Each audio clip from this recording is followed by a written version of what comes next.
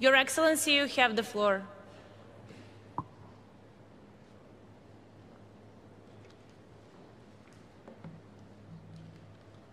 Your Excellency, President of COP26, it is with great pleasure and honor I take this podium to address the scourge of our time, the climate change.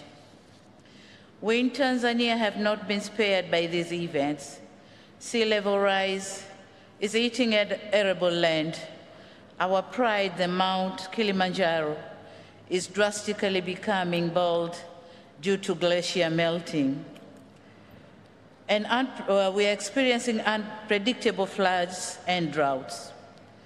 We are experiencing all these despite our resolve to dedicate 48 million hectares to forest conservation as global service to carbon sequestration.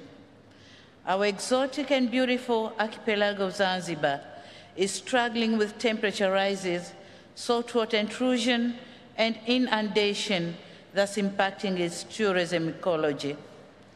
Excellencies, what does all this mean to a poor country like Tanzania? It means 30% of our GDP that comes from agriculture, forestry, and fisheries is not sustainable. Sadly, the big resolve and robust steps to combat causes and effects of climate change are still low-paced. The Paris goal of achieving 1.5 degrees Celsius is yet to be made, while more commitment are required. We in Tanzania are determined to take swift actions, as our inaction means risking our development agenda and prosperity.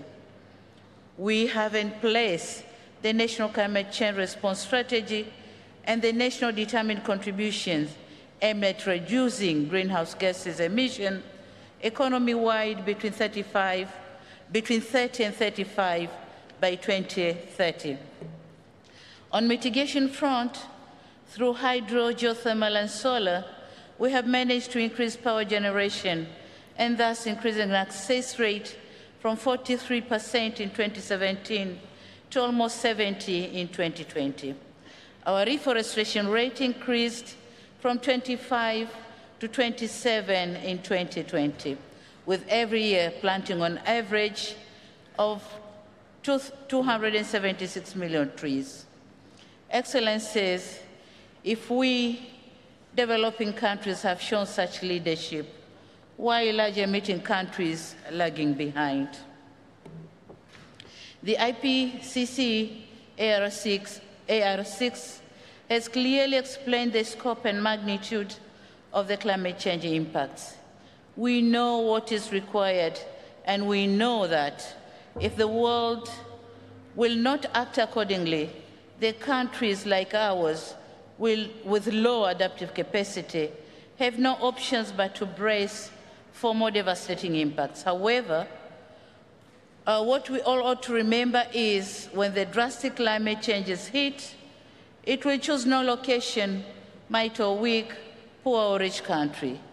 And so we call upon an urgent unlocking of a climate financing that will trigger planned targets and implementation of the NDC. The time to act is now. Thank you so much.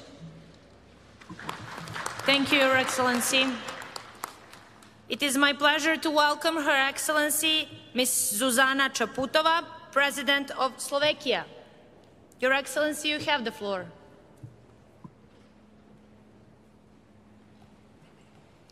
Excellencies, ladies and gentlemen, COP has met several times since we agreed in Paris to reach net zero by mid-century.